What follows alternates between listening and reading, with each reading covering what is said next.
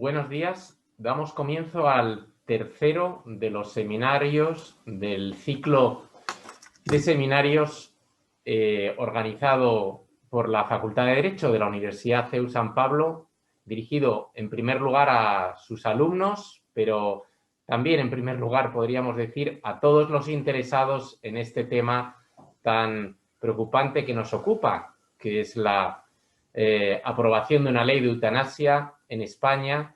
En sí mismo eso es lo más preocupante.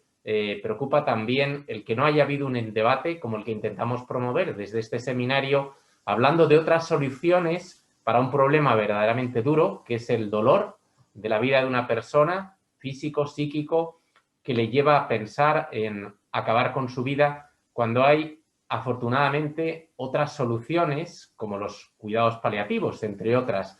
Y en este tercer seminario queremos ver qué es lo que sucede en otros países, puesto que España, en nuestra opinión, con respecto a otras contrarias, es uno de los pocos países que ha adoptado esta solución, que no es la mejor. Y queremos ver qué es lo que sucede en otros países. Agradecemos muchísimo la participación de las personas que van a dar vida a este seminario. Fernando de Haro, periodista que dirige el programa La Tarde en la cadena de radio COPE, con un larguísimo currículum profesional. Marta Albert Márquez, directora del máster universitario en bioética de la Universidad Rey Juan Carlos. Borja Sánchez Barroso, profesor de Derecho Constitucional de la Universidad Pontificia de Comillas. Y Lorenza Fiolini, profesora de Derecho Constitucional de la Facultad de Jurisprudencia de la Università degli Studi di Milano, la statale. Muchísimas gracias a todos y le doy la palabra a nuestro moderador de lujo, Fernando de Haro. Muchas gracias a todos. Buenos días, gracias a los que asistís a este seminario. Yo estoy encantado de participar en esta tercera mesa redonda. Ha sido una serie de mesas redondas las que se han celebrado, que han ido dando una perspectiva diversa sobre la eutanasia. Ahora, como nos acaban de explicar, vamos a tener un rato de trabajo, de conversación sobre la perspectiva, digamos, del derecho comparado, qué está sucediendo con la eutanasia en otros puntos del mundo. El método de trabajo va a ser, bueno, los tres invitados van a hacer una primera intervención respondiendo a alguna pregunta que yo les voy a plantear, y todos los que nos estáis siguiendo podéis formular preguntas. Tendremos un ratito para dar cauce a vuestras preguntas que yo le presentaré a los ponentes. Aquí en España la ley de eutanasia se ha presentado como una necesidad de reconocer el derecho a la llamada muerte digna como un derecho subjetivo. Es decir, los que han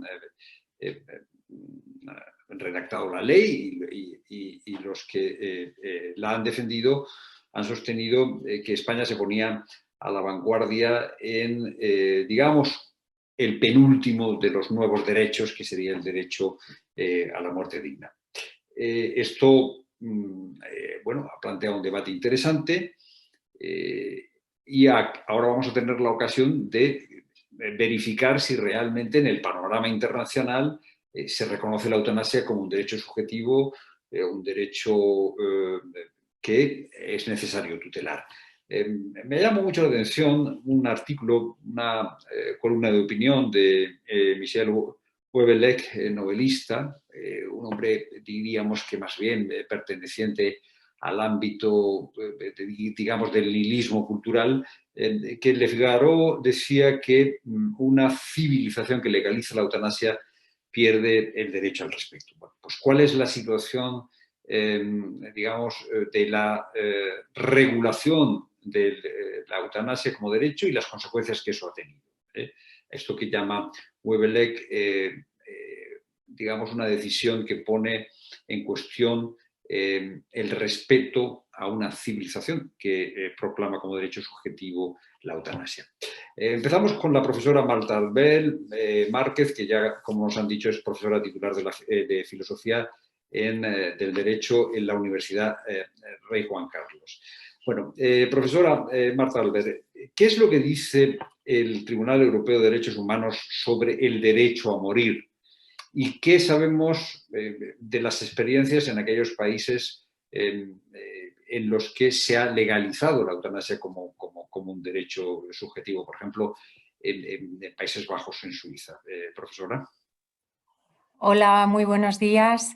Pues enseguida paso a contestar a esta pregunta, que va a ser la que me ocupa a mí. Solamente un segundo para agradecer pues, a la universidad por esta iniciativa, que yo creo que es muy necesaria, y también por el formato, que a mí me parece, ¿no?, que está muy bien cómo lo han organizado, y por supuesto pues a Miguel y a los que han estado pues más, a Rosa también, más implicados directamente en la organización. Yo estoy encantada de estar aquí. Además, he tenido la ocasión de conocer a Borja y a Lorenza, y eso pues solo con eso ya me doy por absolutamente bien pagada. Si os parece, comparto pantalla porque pienso que igual así somos un poquito más, soy yo, un poquito más eficiente y voy más al grano. Quisiera, yo creo que se ve ya bien, ¿no? Tengo que ampliar así. Quisiera decir que efectivamente esta pregunta que plantea Fernando pues es una gran pregunta que requeriría una gran respuesta, pero lo vamos a hacer en 10 minutos. Entonces, intentaré ser muy breve, muy concisa, y sí que es verdad que algunas cosas no las podré tratar con la sutileza que merecen. He dejado, supongo que quedan las diapositivas, he dejado al final una pequeña bibliografía, pues un poquito, ¿no?, por la cosa de que si alguien quiere ampliar información, pues puede hacerlo ahí. Obviamente yo creo que a todos nos interesa mucho la situación de la eutanasia en el derecho comparado, pero nos interesa también básicamente por lo que nos puede afectar a nosotros, ¿no? Entonces, quisiera también empezar un poquito por ahí. Efectivamente, como ha dicho Fernando al inicio, pues tanto yo creo que el debate un poco en los medios de comunicación, como si alguien ha tenido pues la curiosidad de leer la ley, de leer la exposición de motivos, da un poco la impresión de que prácticamente somos el último país que quedaba sin legalizar la eutanasia. Eso no es cierto, no se corresponde con la realidad, ¿no? Y para eso yo pensaba que podía ser útil hablar un poquito, 2 palabras, sobre lo que dice el Tribunal Europeo de Derechos Humanos al respecto. Como creo que casi todos somos juristas y el público también, pues bueno, omito mayores explicaciones sobre lo que es el tribunal y cómo funciona, pero sí es verdad que todos sabemos que su jurisprudencia pues tiene un peso muy importante, no solamente para el país al que se dirige la sentencia o al que atañe la sentencia, sino en general para toda Europa. Y realmente, si vemos aquí en la ley, en esa exposición de motivos, directamente se hace mención a una de las sentencias del Tribunal Europeo de Derechos Humanos, y yo creo que es bueno pues que nuestros oyentes y la gente que nos acompaña hoy pues sepa un poco cuál es la realidad que hay detrás de esto, ¿no? La idea que plasma el legislador español es que, de alguna manera, gracias a esta ley, ¿no?, pues nos encauzamos en la dirección que el Tribunal Europeo parece apuntar, de reconocimiento de el derecho a morir como un verdadero derecho. Y lo cierto es que esto no es así. En la jurisprudencia del Tribunal Europeo de Derechos Humanos no encontramos realmente un sí, ¿no?, a la muerte como derecho. Encontramos todo lo contrario, tanto en Petty como que es la primera, ¿no?, como de las sentencias más conocidas sobre este asunto, como después en Haas y en esta de Gross, pues lo que encontramos es un panorama más bien distinto. El caso que se cita en la exposición de motivos de la ley española no tiene validez porque esa sentencia está anulada. Está anulada por la Gran Sala, el tribunal funciona con una doble, ¿no? Y la sentencia, que es del año 2013, fue anulada un año después por la gran sala debido ni más ni menos a que la señora Gros había fallecido durante el procedimiento antes de dictar la sentencia. La señora Gros pedía la eutanasia, en aquel momento en la eutanasia no, en este caso el suicidio asistido, no encontraba a un médico que le recetara, le prescribiera el pentobarbital de acuerdo con las reglas que rigen este procedimiento en Suiza, y llega al Tribunal Europeo de Derechos Humanos. Es la única sentencia esta donde el tribunal, dando un giro realmente sorprendente a su jurisprudencia, sí que habla de la decisión de morir como protegida por el artículo 8 de la Convención. Pero es importante saber que esa sentencia está anulada, es considerada la aplicación, el recurso inadmisible, porque la señora Gros intentó de alguna manera engañar a la Corte, más que engañar a la Corte, usar a la Corte como un medio al servicio de un cambio legislativo. Los tribunales están para dictar sentencia y para hacer justicia, para administrar justicia. No están para ser empleados como un instrumento al servicio de un cambio social o de un cambio legal, como parecía ser el caso, ¿no? Entonces, anulada esta sentencia, realmente no hay ningún pronunciamiento del Tribunal Europeo de Derechos Humanos que avale el derecho a morir. Al revés, en Haas, por ejemplo, se muestran muy preocupados porque ese derecho implica obligaciones positivas para el Estado que tienen por objeto la muerte del paciente, lo que le parece al tribunal que no es una obligación asumible en un Estado de Derecho, ¿no? Entonces, rapidísimamente, ya que estamos hablando de Suiza, sabéis que allí no la eutanasia, sino el suicidio médicamente asistido es legal, bueno, legal entre comillas. Aquí yo creo que es el último intento de legalizarlo, que fracasó en el año 2017 porque realmente no hay una legislación al respecto. Lo que hay son estas instrucciones de la Academia Suiza de Medicina, donde se establecen en qué consiste esa ayuda al suicidio, cuándo se produce y en qué condiciones, ¿no? Son normas deontológicas en las que se especifica de forma bastante clara y expresa, que está ahí en la versión en inglés, que los pacientes no pueden ser considerados como titulares de un derecho subjetivo a, en este caso, la receta del pentobarbital, porque en Suiza no existe otra modalidad que la autoadministración. Está prohibido que el médico cause directamente la muerte del paciente. Pero se concibe, ¿no? Bueno, todo el documento es muy interesante, tiene un debate sobre lo que es la identidad de la medicina y cómo encajan, ¿no?, la cuestión de la asistencia al suicidio. Se regulan una serie de casos en los que es posible prescribir la sustancia letal y poco más. Pero ni siquiera ahí es considerado como un derecho subjetivo del paciente, sino algo sujeto a la consideración del médico en este caso, ¿no? Uno de los problemas fundamentales, siendo una situación, digamos, relativamente controlada, uno de los problemas fundamentales tiene que ver, pues, con la cantidad de europeos que viajan a Suiza y todo este asunto del turismo de la muerte y sobre todo la privatización y una concepción, pues, muy liberal, ¿no?, de todo este asunto. Holanda, Bélgica son otros países en los que también, ¿no?, existe o parece existir este derecho a la eutanasia. En realidad, la cuestión es que toda la legislación, tanto holandesa como belga, no gira en torno al paciente, gira en torno al médico. El control que se hace es a posteriori y yo, más que hablar de los tecnicismos y de cómo es la ley, sí que me gustaría dedicar simplemente 2 palabras a decir las consecuencias que ha traído, hablar sobre las consecuencias o la evolución de esta legislación. Me referiré en general a las dos, ¿no?, a Holanda y Bélgica. En el año 2002, cuando se promulgan las leyes, la idea es un poco terminar con esas eutanasias fantasmas, encubiertas, tal. A fecha de hoy, los estudios indican que pasan por el por el comité en torno al 50% de las eutanasias que se producen. O sea que esa, digamos, no se ha hecho, no se ha logrado, ¿no?, este fin. De la eutanasia que ha pasado a una situación de eutanasia y suicidio médicamente asistido sin más, ¿no?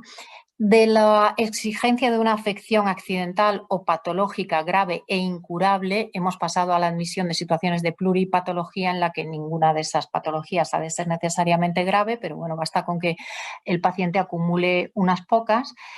Del sufrimiento insoportable del paciente, que se exigía como un requisito indispensable, hemos pasado a una situación de autorización por parte de la Comisión de eutanasias preventivas en nombre del futuro sufrimiento que previsiblemente tendrá el paciente, lo que obviamente va un tramo, ¿no? Y de la petición voluntaria reflexiva reiterada, sin presión, que excluía a cualquier paciente depresivo, psiquiátrico. Todo esto era la ley hace 20 años. Hemos pasado a una situación donde abiertamente se autorizan la eutanasia a pacientes psiquiátricos. No es plan de ver las gráficas, pero son terrible.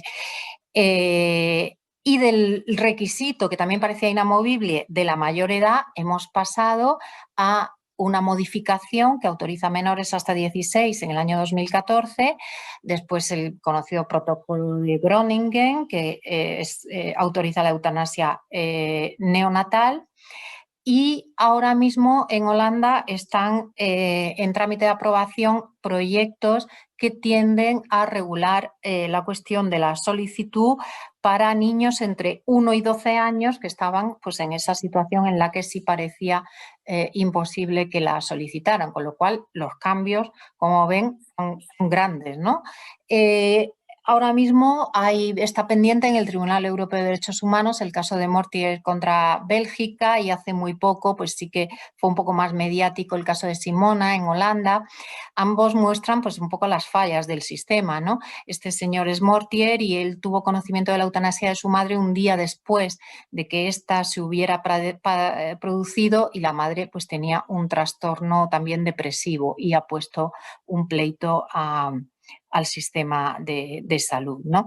El otro caso, el de Simona, también es una enferma de Alzheimer, bueno, con grandes dificultades en torno a la determinación de si realmente ella quería la eutanasia, y bueno, pues una situación muy traumática, porque al final pues, la tuvieron que sujetar para inyectarle el pentobarbital, y la doctora pues, fue sometida a juicio, de la que salió absuelta. Y ya para terminar, simplemente apuntar otra posibilidad, otra forma de legislar, porque parece que uno aquí excluye, no sé, quiero decir, cuando tratas de mostrar de forma además tan rápida, ¿no?, los problemas que trae consigo la legalización de la eutanasia, me parece que también hay que ser serio y decir, bueno, pero ¿qué hacemos, no? Porque el problema está ahí, ¿no? Y persiste, ¿y qué haces? ¿No? Y metes en la cárcel a una persona porque, bueno, no. Todos los que sabemos de derecho sabemos que la cosa es mucho más complicada que eso y que hay muchísimas alternativas, ¿no?, incluida la consideración de los estados de necesidad. Pero, por ejemplo, señalo simplemente esta, porque el Comité de Bioética de España también en su informe la menciona, ¿no? La solución, ¿qué es? El palo, no necesariamente, ¿no? En Reino Unido la ley de suicidio está vigente y se aplica, y lo que se ha modificado son las instrucciones a la Fiscalía y a la Policía de cara a la investigación de los casos de asistencia al suicidio, pero en circunstancias que no tienen nada que ver con la ley española. Al revés, esto apunta a la situación, digamos, tipo, ¿no? Enfermo, doliente, padeciente, sin ayuda, que convence, que pide reiteradamente a su mujer, a su marido, que acaben con su vida, y atiende esa petición, ¿no? Un panorama completamente distinto del de la ley española. En ese caso, lo que se hace en Reino Unido es directamente no iniciar el procedimiento de incriminación de esas personas, ¿no? Y prácticamente ahí me quedo. Muchísimas gracias por vuestra atención y quedo a disposición, pues, para las preguntas que puedan surgir después. Gracias, profesor Albert, de esta exposición. Yo creo que se pueden sacar 3 titulares. No existe por parte del Tribunal de Derechos Europeo de Derechos Humanos una jurisprudencia que consagre la muerte como un derecho. Solo hay una sentencia citada en la exposición de motivos que está anulada. Los países que, como Holanda y Bélgica, desde hace ya 20 años tienen una legislación de eutanasia, cada vez son más permisivos, reducen los requisitos. Y tercera de conclusión que yo saco de esta interesante aportación es que entre, digamos, la persecución penal de algunos casos y la consagración de la muerte como un derecho subjetivo, hay vías intermedias. Seguimos profundizando en la cuestión con la ayuda de Borja Sánchez, también profesor colaborador de Derecho Constitucional, que ha estudiado y conoce otros países donde bueno, la legislación permite, está despenalizada la eutanasia. Por ejemplo, Canadá, donde las muertes voluntarias son más frecuentes. Profesor Sánchez Barroso, ¿qué conclusiones ha sacado de estudiar esos países donde, además de Holanda y Bélgica, la legislación es favorable o despenaliza la eutanasia? Muy bien, muchas gracias, Fernando. Voy a proceder a compartir pantalla, a ver si lo consigo también. Yo creo que ahora ya estamos viendo, ¿no?, la pantalla compartida. Bueno, ante todo me sumo a los agradecimientos de la profesora Albert, ¿no?, a la Universidad San Pablo CEU, al profesor Pérez de Ayala. Me parece un seminario no solo interesante, sino absolutamente necesario en la situación en la que estamos, con lo cual se agradece esta idea tan socrática de que conocer nos lleva a la virtud, o de Ortega, en el que es inexcusable conocer para poder opinar. Pues aquí estamos para intentar poner un poquito de conocimiento, ¿no?, o de orden o visibilidad a ciertas cosas. Yo me voy a centrar, para completar un poco el panorama que ha dibujado la profesora Albert y que completará la profesora Violini al final, en 3 casos también: caso alemán, caso canadiense y caso portugués. Evidentemente, lo mismo que decía la profesora Albert, ¿no? 10 minutos, vamos a ser muy, muy telegráficos, voy a mandar bombas, mensajes y demás, y luego en preguntas recogemos esas sondas, pues todo lo que quieran los asistentes. Empezando por Alemania, ¿no? Se dice muchas veces que hay una singularidad del caso alemán. Yo lo pongo entre interrogaciones y lo explicaré al final, ¿verdad? Tenemos que tener presente que en Alemania hay ciertas cosas, ¿no?, que han pasado, que están presentes en la conciencia del pueblo alemán. Esta circular de 1 de septiembre, pues quedan encargados, bajo su responsabilidad, de habilitar a médicos para que por piedad pues se otorgue una muerte piadosa a enfermos considerados con sufrimientos importantes, ¿no? Un lenguaje, decían en el chat antes que el lenguaje es importante, que puede recordar ciertas cosas que vemos hoy, leyes que vemos hoy. Claro, circular de 1 de septiembre del 39, firmada por Adolf Hitler, ¿no? Esto, la conciencia del pueblo alemán lo ha tenido muy presente en general, explica parte del panorama. Hasta 2015 era un panorama bastante claro. Normas sancionadoras, especialmente Código Penal, ¿verdad? Se tipificaba el homicidio a petición de la víctima, lo que conoceríamos como la eutanasia activa, ¿vale? Teníamos también normas administrativas que prohibían prescribir sustancias que pudieran llevar a la muerte, en realidad que fueran contrarias al propósito de la ley, que era proteger la salud. Códigos deontológicos, sanciones disciplinarias muy claras para los médicos que participaran en estos actos, y había algunas dudas en torno a la eutanasia pasiva. Generalmente no se sancionaba, se acudía a veces al error de prohibición, pensando que, bueno, si los que habían participado no tenían muy claro que esto estaba prohibido, pues no se sancionaba. Y una peculiaridad, esto sí que es una peculiaridad, en torno a la ayuda al suicidio. Dogmática penal alemana, preocupada muy fuertemente por la coherencia del sistema, decía: si el suicidio no lo castigamos, si es un acto atípico, la participación en un acto atípico no puede ser sancionada, ¿verdad? Era la única consideración casi que se hacía. Participar en un acto que no está sancionado, pues no debería merecer sanción. Todo esto cambia radicalmente a partir del año 2015, ¿vale? En el año 2015 se aprueba un nuevo delito, nuevo tipo penal, donde se sanciona la facilitación o el fomento comercial repetido del suicidio. ¿Qué trataba el legislador alemán de hacer? Responder a lo que decía la profesora Albert, ¿verdad? Del turismo de la muerte, casos de Suiza, sobre todo, donde Alemania quería protegerse, es decir, yo no quiero este tipo de empresas, asociaciones que fomenten, que hagan, pues eso, una inducción al suicidio en modo comercial. De hecho, la propia ley en el Código Penal excluía expresamente a familiares y otros individuos que pudieran participar. El foco de la ley era clarísimo, ¿no? Empresas que llevaran a cabo una actividad de fomento del suicidio repetida, comercial, etc. Hay una pequeña brecha en este sistema, si podemos decirlo así, una sentencia en el 2017, un Tribunal Federal Administrativo alemán, sería el equivalente a nuestro Supremo, ¿vale?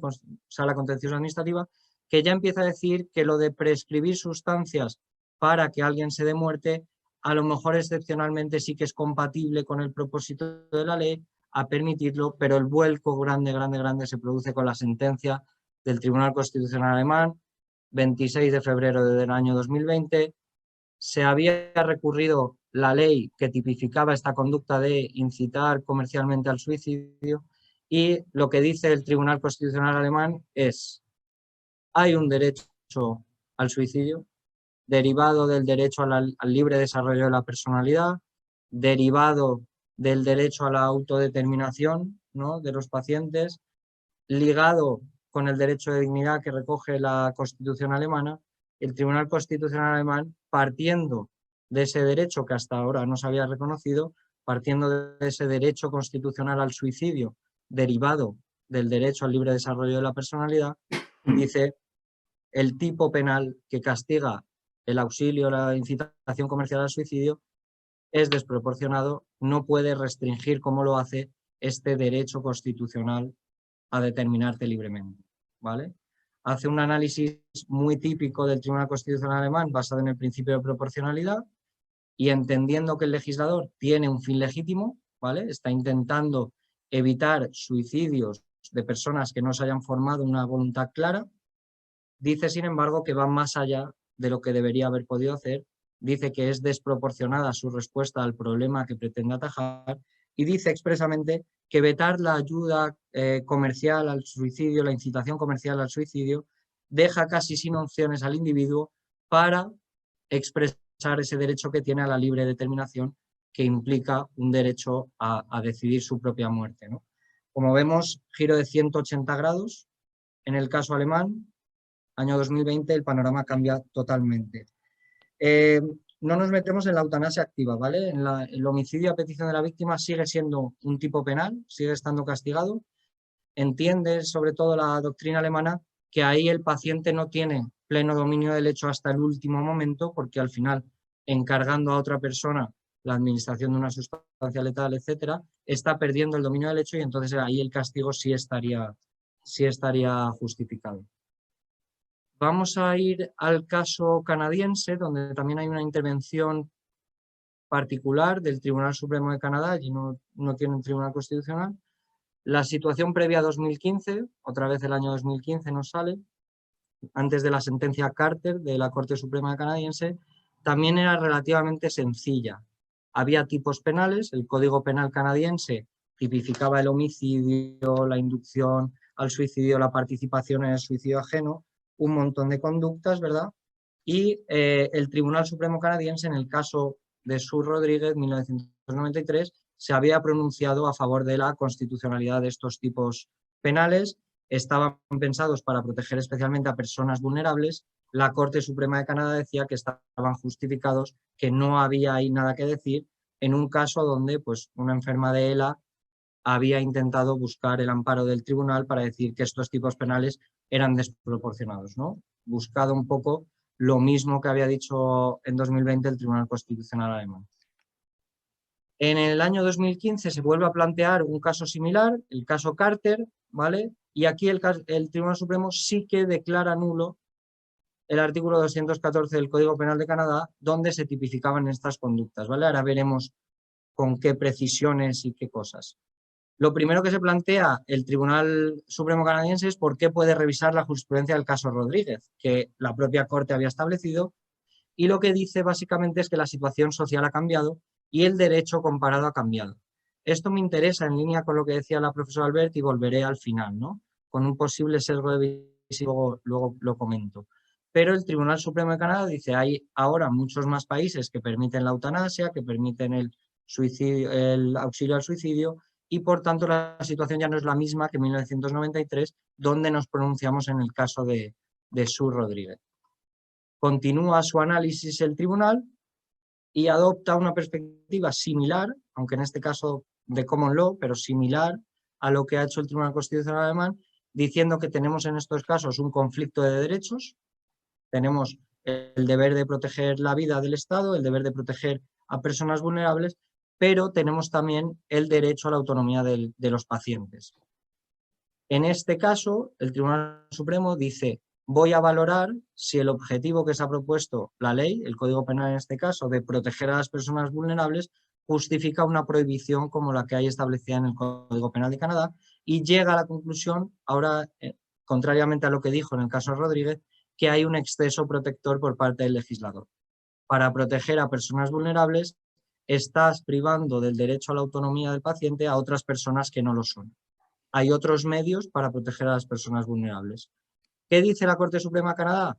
En vez de, como le pedían algunas partes, de hacer una excepción concreta para el caso Carter y decir, oiga, el tipo penal de homicidio, asistencia, etcétera, tal, está justificado por muchas razones, pero en este caso concreto puedo hacer, y lo permite la Constitución canadiense, una excepción para que en este caso no se aplique el tipo penal, lo que dice el tribunal es directamente hay que anular este tipo penal porque tiene un exceso protector y claro, como anular el tipo de homicidio en un sistema sería una locura, dice voy a dar un año al legislador para que arbitre una solución.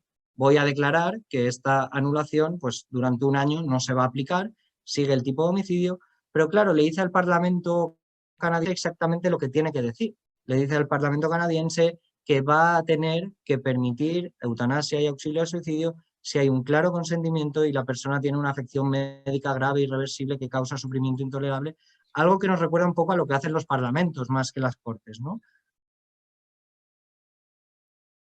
Respuesta a esta sentencia, Ley de Ayuda Médica al Suicidio en Canadá, de Ayuda Médica al Final de la Muerte en Canadá, año 2016, establece modos de eutanasia activa, auxilio al suicidio, protocolos, ¿vale? Todo en un contexto médico, ¿vale? Contrariamente a lo que sucede en Alemania. Y esta ley ha tenido modificaciones.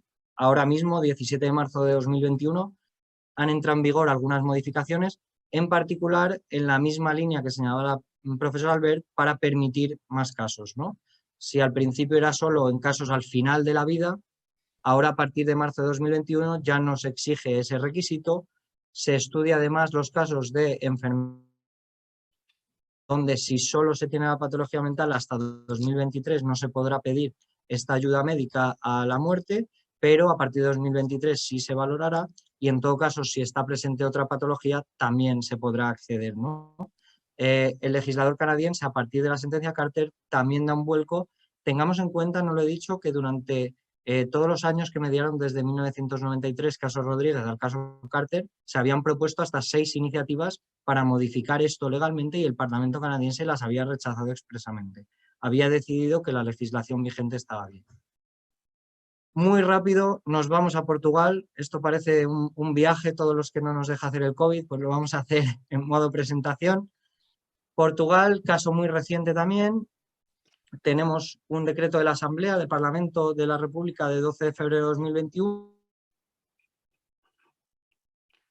similar, contexto similar a lo que sucede en España. Se despenaliza la eutanasia, el auxilio al suicidio en casos de sufrimiento intolerable con lesión definitiva de gravedad extrema, dolencia incurable, una serie de requisitos con unos protocolos, mucha intervención médica. De hecho hay control médico posterior, control de una comisión, todo expertos, ¿vale? Podríamos decir, se hace una referencia al consenso médico sobre lo que en un sufrimiento intolerable, una dolencia grave, etc.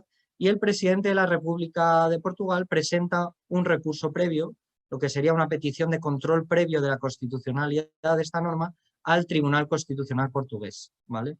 12 de abril de 2021, como quien dice antes de ayer, el Tribunal Constitucional portugués dice dos cosas. La primera, la eutanasia, el suicidio, el auxilio al suicidio, sí que tienen encuadre en la Constitución portuguesa, aunque se diga en la Constitución que el derecho a la vida es inviolable, que la vida es inviolable. El Tribunal Constitucional portugués dice sí que tiene cabida en la línea con lo que dice el Tribunal Constitucional alemán por el derecho a la libre determinación de las personas, la dignidad, etc. Curioso, porque el presidente de la República en su recurso decía expresamente que no pedía al tribunal pronunciarse sobre eso, sino sobre defectos técnicos de la ley, sobre si era precisa o no. El Tribunal Constitucional decide que él aún así se va a pronunciar sobre ello y termina, sin embargo, diciendo que la ley tal y como está redactada es inconstitucional, no por lo que permite, sino por cómo lo hace, porque contiene expresiones demasiado imprecisas, lesiones de gravedad extrema, consenso científico, que no se sabe muy bien cómo son y que vulnera el mandato del legislador de establecer tipos, normas claras, ciertas, para saber luego cómo aplicarlas, ¿vale? Termino ya la presentación. Tienen ahí un resumen. Termino la presentación con dos últimas reflexiones y lo dejo ahí, ¿vale? Entramos en las preguntas.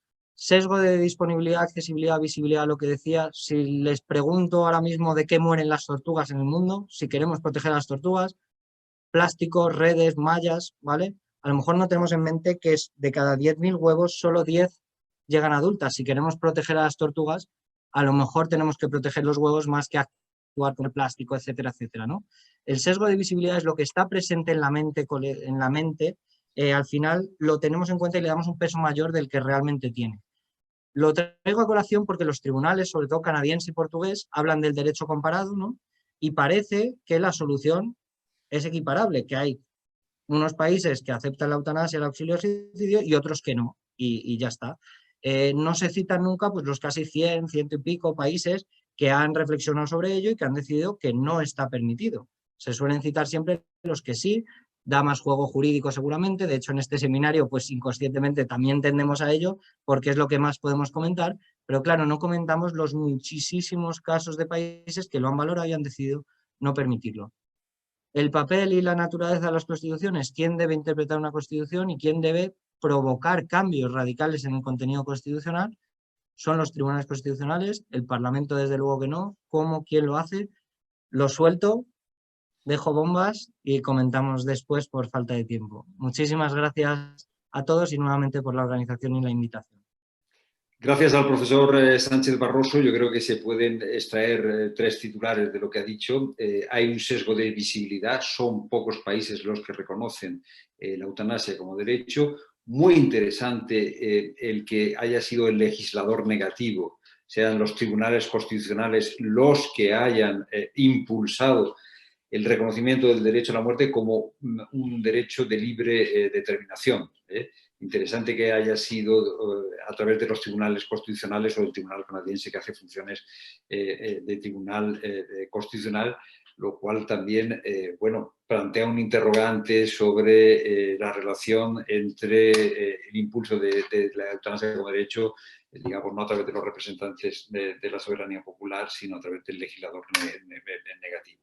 Bueno, vamos con el caso italiano que ha estudiado en profundidad la profesora Lorenza Biolini. En principio, la legislación italiana es contraria a establecer un derecho a la eutanasia, pero parece que hay un caso Cappato que abre la puerta de ese tribunal constitucional a lo que podría ser un fenómeno semejante al que nos acaba de ilustrar el profesor Sánchez Barroso. Professoressa Biolini, cosa interessante del caso Cappato, cosa dobbiamo sapere di questo caso? Ecco, grazie a Fernando De Haro. Sentite? Sì. Tutto a posto? Bene. A Fernando De Aro, grazie per avermi dato la parola e grazie infinite davvero alla Facoltà di Diritto dell'Università CEU San Paolo di Madrid e a tutti i colleghi che mi hanno invitato e quelli che hanno parlato prima di me. Sarò il più possibile, diciamo così, precisa perché il tempo è poco, ma intanto condivido questo schermo, cosa che è sempre difficile. Aspetta, condivisione, ecco. Ecco, quindi queste sono alcune slide che presenterò, ma cercherò di riassumere perché il tempo è davvero poco e il caso è uno solo. La domanda è precisa e alla domanda risponderò così. In Italia non c'è una legge che permette l'eutanasia. C'è una legge, il codice penale, che consente invece, che penalizza l'aiuto al suicidio e l'istigazione al suicidio. C'è anche una legge che consente al malato di chiedere la sospensione delle cure e anche ovviamente la cura palliativa, ma non è previsto che il malato possa chiedere il farmaco letale, quindi non sarebbe possibile, secondo la legislazione, di parlare di eutanasia attiva. Bene, fatti sono stati molto pesanti in questo caso che la Corte ha dovuto risolvere nel 2018-2019 perché è stato un caso classico di strategic litigation. Si è presa la persona che era in una situazione veramente tremenda, cieco, paralizzato, con degli spasmi incontrollabili neanche con la morfina, chiede l'aiuto al suicidio. Lo chiede ad altissima voce, coinvolgendo tutte le istituzioni dicono non si può far nulla. Questo Cappato Mario, che è un attivista per l'aiuto al suicidio, lo prende, lo porta in Svizzera, fa sì che nella clinica questa persona si suicidi e poi si autodenuncia. Quindi proprio un caso classico. Ovviamente la persona era in una situazione tremenda, ma è altrettanto ovvio che c'è stata una pressione fortissima sul sistema giuridico perché si arrivasse alla legalizzazione dell'eutanasia. E infatti il caso va alla Corte Costituzionale. Il giudice dice che non esiste più, il giudice che chiede alla Corte dice non esiste più un obbligo per lo Stato di proteggere la vita. Questa è una visione fascista, una visione retro. Oggi è molto più importante che ciascuno possa decidere come crede, come vuole. Vedete nella slide quello che chiede il giudice. Quindi chiede che si tolga la penalizzazione dell'aiuto al suicidio. Ecco, la Corte ha un momento di fatica, di problematicità quando gli arriva questa domanda. Se parlo troppo in fretta ditemelo, si capisce? Si capisce? Sì. Ok. La Corte ha un momento di preoccupazione. Cosa può fare? Fa una cosa che non ha mai fatto in precedenza. Con l'ordinanza 207 del 2018 rinvia di un anno la trattazione auspicando l'intervento del Parlamento, similmente a quanto è stato fatto in Canada. E poi ci sarà invece la sentenza perché il Parlamento italiano non è in grado in questo momento di decidere. Ci sono tanti progetti di legge fortemente eutanasici che sono stati depositati, ma la situazione del Parlamento con tutti i partiti al governo oggi, con moltissimi partiti al governo oggi, ma anche in passato, non permette che si decida in questo senso. E credo che la cosa che può interessare, proprio per essere, come dire, anche più coerenti con quello che è stato detto fin qui, sono le argomentazioni della Corte nella ordinanza, quella che rinvia di un anno per la decisione, perché è un'ordinanza veramente unica. È un'ordinanza di rinvio, quindi un atto endoprocedimentale, si dice, riguarda solo il procedimento, ma la Corte parte con una lunghissima argomentazione, ed è una argomentazione che ha proprio due facce molto chiaramente identificabili. Una prima faccia che secondo me è come quella che è più anche giusto ricordare. La Corte dice che non è vero che non c'è un bene giuridico da tutelare, che c'è un bene giuridico e che occorre tutelare la vita delle persone più deboli.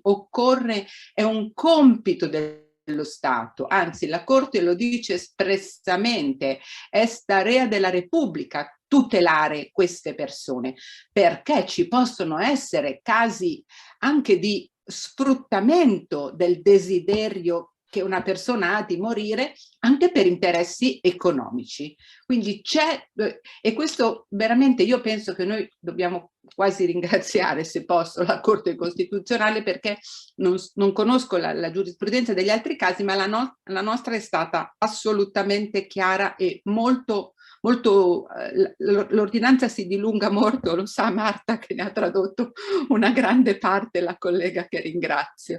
Invece, e poi a un certo punto è svolta per il caso. Perché svolta? Tante domande, ma soprattutto per due motivi: per la tragicità del caso. Il caso era veramente, se lo si doveva cercare apposta non lo si trovava, e soprattutto l'opinione pubblica, perché l'opinione pubblica era completamente schierata alla difesa di Cappato, l'aveva già assolto prima di qualsiasi altro tentativo di far parlare il diritto. È stato un fatto che ha coinvolto l'opinione pubblica, perché l'azione era così palesemente benefica che era impensabile condannarlo, cosa che di fatti poi è successo. E anche il rinvio che la Corte fa è sostanzialmente un rinvio finalizzato a non far come si dice, a non far condannare questo Marco Cappato, perché qualunque altra soluzione tecnica avrebbe costretto il Tribunale di Milano ad applicare l'articolo 580 del Codice Penale. E dunque la Corte ha parlato, ha dovuto anche un po' smentirsi in certi casi, scusate, adesso non voglio entrare nel dettaglio, però a un certo punto l'ordinanza dice: io non posso decidere, deve decidere il Parlamento, aspettiamo un anno che il Parlamento decida.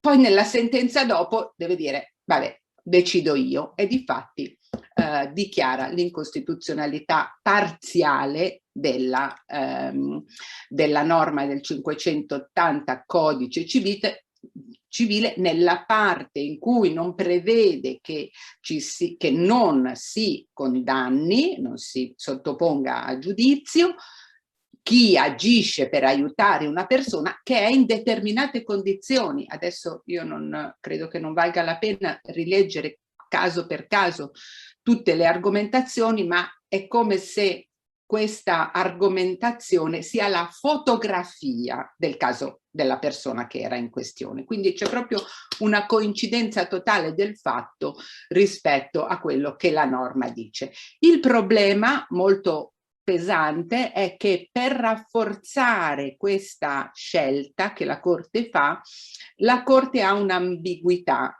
Non si riferisce solo al 580, ma anche alla legge sulle cure, sul rifiuto delle cure, una legge che era stata emanata dal Parlamento italiano con l'espresso intento dichiarato da tutti che non si voleva introdurre l'eutanasia, che era solo il rifiuto delle cure, e che questo portava non al farmaco letale, ma soltanto alle cure palliative, alla sedazione profonda.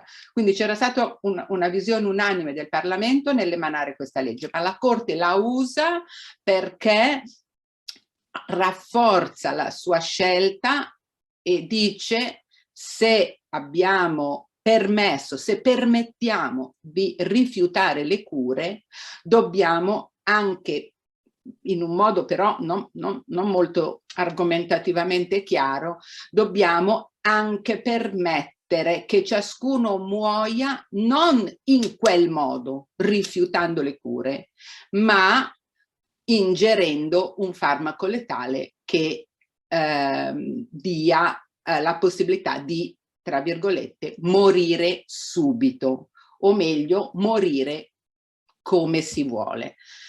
E questo è evidentemente un problema ancora molto molto aperto, perché è come se venisse meno tutta la prima bella parte della sentenza in cui la Corte dice: bisogna proteggere, anzi è molto bello perché dice bisogna creare un salvagente protettivo intorno a chi dice che vuol morire, perché è veramente una scelta radicale, senza possibilità di scelta, di ritorno indietro. E quindi ci sono delle affermazioni anche molto, come dire, quasi commoventi, se posso. Tutto ciò posto, i problemi adesso sono davvero enormi, adesso non sono enormi perché i giudici hanno una norma penale vigente, una scelta della Corte Costituzionale che non annulla la norma, ma solo propone un'interpretazione alla norma, quindi la norma è vigente, la Corte propone un'interpretazione e i giudici devono giostrarsi per decidere in che direzione andare. Il Parlamento ha solo progetti di legge che vogliono l'eutanasia attiva come negli altri paesi, i medici non hanno un'indicazione legislativa, soprattutto i medici che fanno le cure palliative, perché dicono: io come faccio a curare queste persone? Se mi chiedono il farmaco letale, io che faccio? Non ho nessuna autorizzazione normativa a darglielo, quindi grande incertezza anche da parte dei medici. Tutta la lotta, diciamo così, per la legalizzazione dell'eutanasia si sposta adesso sia in Parlamento che nei tribunali ordinari, e anche adesso abbiamo avuto un caso recente in cui un tribunale ha detto: senza legge io non posso autorizzare chi mi chiede il farmaco letale, e quindi ha rifiutato la richiesta del paziente, che pure era nelle stesse condizioni più o meno simili di Cappato. Quindi mi spiace non poter dare una visione più tecnica, ma questa è stata la realtà del nostro paese e nonostante probabilmente un'intenzione non interamente negativa della Corte, il paese oggi di fronte al tema dell'eutanasia è harmless, come dicono i tedeschi, cioè non abbiamo grandi risposte da dare, siamo nel pieno della discussione e vedremo come finirà. Gracias, profesoresa. Muchas gracias, profesoresa Biolini. Tenemos aquí otro caso de un tribunal constitucional que va más allá de lo que establece la legislación. Nos quedan 4 minutos escasos, hay muchas preguntas, pero es curioso que muchas de las preguntas, algunas son jurídicas, muchas de las preguntas apuntan a un problema metajurídico o prejurídico, a una cuestión antropológica. Que podría sintetizar recogiendo, digamos, la sensibilidad de todos los que se han expresado en sus preguntas es: ¿qué cambio se ha producido para que lo que era antes una evidencia de la necesidad de la tutela del derecho a la vida se ha convertido, en algunos casos, en el derecho a la libre autodeterminación que incluye la muerte? O sea, ¿cuál es la transformación cultural, antropológica que se ha producido? Tenemos 1 minuto para cada uno de los profesores. Abbiamo 1 minuto, però. 1 minuto. Ok, va bene. ¿Quién empieza? Beh, è un cambiamento molto radicale, direi, se possiamo, ed è difficile analizzare le cause, ma certamente ieri ho fatto un dibattito con gli studenti molto interessante e una ragazza ha detto: se io accetto di darti il farmaco letale perché tu lo chiedi, che cosa ti sto dicendo? Ti sto dicendo: sono d'accordo, la tua vita non vale. E questo mi ha molto colpito, non so se è utile. No, dunque è un cambio di percezione, è un cambio de percepción sobre el valor de la vida, el que probablemente promueve esta situación en la opinión pública y en los legisladores. Profesor Sánchez Barroso. Nada, tres ideas. Yo creo que estamos confundiendo muchas veces la neutralidad constitucional con la pluralidad. Las constituciones no son neutras, han tomado opciones y han tomado opciones de valores, la igualdad, etcétera, ¿no? Y eso no implica que haya distintas opciones, pero cambiarlas requiere un proceso muy reposado, deliberado, etcétera. Se confunde libertad con mera libertad de acción. Hacer cosas, eso es libertad ahora mismo, yo creo. Y sufrimiento y dolor, ¿no? Se ha perdido si el sufrimiento puede tener un sentido, ¿no? Ahora mismo se propone como idea de civilización que el sufrimiento hay que eliminarlo, punto. No sé si se podría reflexionar sobre ello. Profesor Albert. Bueno, yo comparto prácticamente lo que han dicho mis compañeros y añadiría, hemos perdido o hemos cambiado lo que la vida vale para nosotros y también hemos perdido el sentido del derecho. O sea, una invasión, digamos, de lo que es la lógica contractual que no vale siempre, ¿eh? Que tú y yo estemos de acuerdo en algo y no hagamos daño a terceros no implica que estemos hablando de algo jurídicamente correcto, ¿eh? El derecho va de dar a cada uno lo suyo, no de hacer lo que a mí me da la gana cuando estoy de acuerdo con otro, ¿no? Y yo creo que esa diferencia la perdemos. Y como esta otra forma, digamos, no sé cómo decirlo, como mercantilista de entender el derecho nos viene fenomenal para hacerlo instrumento del cumplimiento de nuestros deseos, pues ahí lo tenemos resuelto, ¿no? O sea, el derecho no es eso ni está para eso. El derecho está para defender a los débiles y dar a cada uno lo suyo, no para convertir nuestros deseos en realidad. Pues son unos flashes, pero me parece que son muy interesantes. Yo no puedo pretender hacer aquí una síntesis de esta hora intensa, llena de provocaciones, pero bueno, a mí me ha llamado la atención especialmente lo que se ha apuntado de un falso sesgo que provoca los pocos países donde la eutanasia se reconoce como un derecho, provoca un falso sesgo de visibilidad. Interesante el que todos o casi todos los procesos que convierten la eutanasia en un derecho son procesos a través de tribunales constitucionales, no de los parlamentos. Esto abre una reflexión sobre qué significa. Interesante que, bueno, el derecho puede prever soluciones entre consagrar la eutanasia como derecho y la penalización, soluciones intermedias, que no significan el reconocimiento de la muerte como derecho subjetivo. Y luego esta última cuestión que nos han planteado los que han seguido el seminario, que me parece que es inmensa y que quizás requeriría otra ocasión para trabajarla en más profundidad, ¿no? Es decir, ¿qué ha provocado este cambio de mentalidad? Yo me quedo con algunas de las indicaciones que han dado los tres profesores, ¿no? Un cambio profundo de valoración de la vida, un cambio profundo de valoración de la vida, una modificación de lo que se entiende como constitución y una modificación de lo que es el derecho, con un predominio, digamos, liberal en el sentido contractual, en el que el derecho son las partes, simplemente, ¿no? Pero claro, todo esto requeriría otra mesa redonda detallada, ¿no? Yo, en cualquier caso, les agradezco a los tres profesores porque han aprendido muchísimo de muchas cosas en este rato. Y gracias a CEU por haberme invitado a moderar esta mesa redonda. Buenas tardes.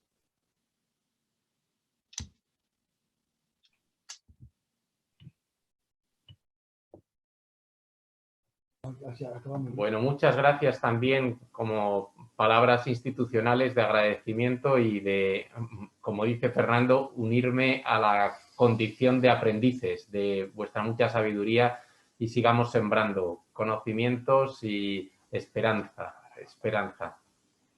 Muchas gracias. Adiós a todos.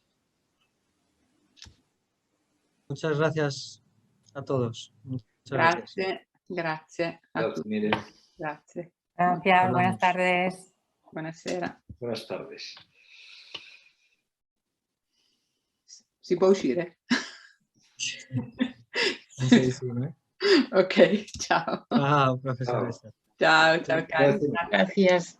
Molto interessante. Grazie ancora Marta per la traduzione. Grazie. Muchas gracias a todos. Gracias. Hasta Grazie. luego. Buenas tardes. Buonasera. Buonasera.